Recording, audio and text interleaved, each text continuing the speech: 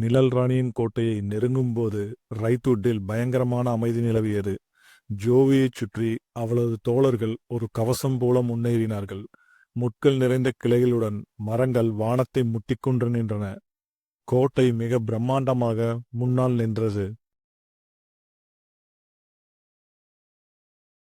ஜோவி தனது மந்திரக்கல்லை பற்றிக் கொண்டாள்.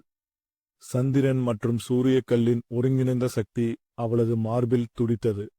அவளைச் சுற்றி அவளது கூட்டாளிகள் தயாராக இருந்தனர். ஃபேபியும் அவள் அருகில் இருந்தாள். அவர்களுக்கு பின்னால் மந்திர உயிரினங்கள் படை அமைதியாக நகர்ந்தது. வரவிருக்கும் போருக்காக தயாராக இருந்தார்கள்.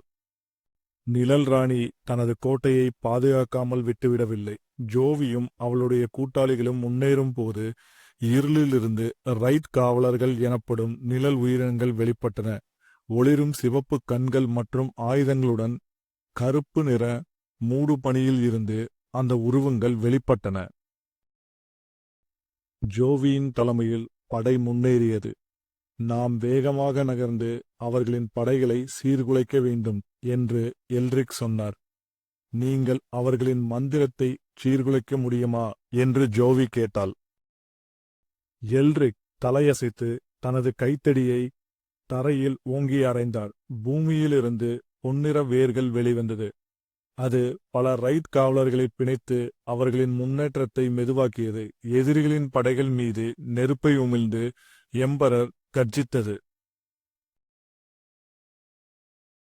ஜோவி மந்திரக்கல்லை கையில் எடுத்து ஒளியின் வெடிப்புகளை நிழல்களுக்கு பின்னால் அனுப்பினான். மேலும் காவலர்களை கலைத்தாள். அது ஒரு கத்தியைப் போல இருளை வெட்டியது. அவர்களுக்கு முன்னேற்றம் இருந்தபோதிலும் அதிகமான எதிரிகள் தோன்றினர். ஃபேபி முன்னோக்கி ஓடினாள்.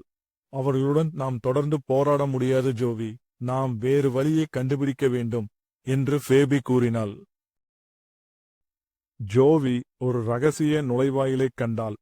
அந்த பகுதி முள்கொடிகளால் மறைக்கப்பட்டிருந்தது. அதை நோக்கி அவள் முன்னேறினாள். மற்றவர்களையும் அழைத்தாள். அவளுடைய கூட்டாளிகள் அதை நோக்கிச் சென்றனர்.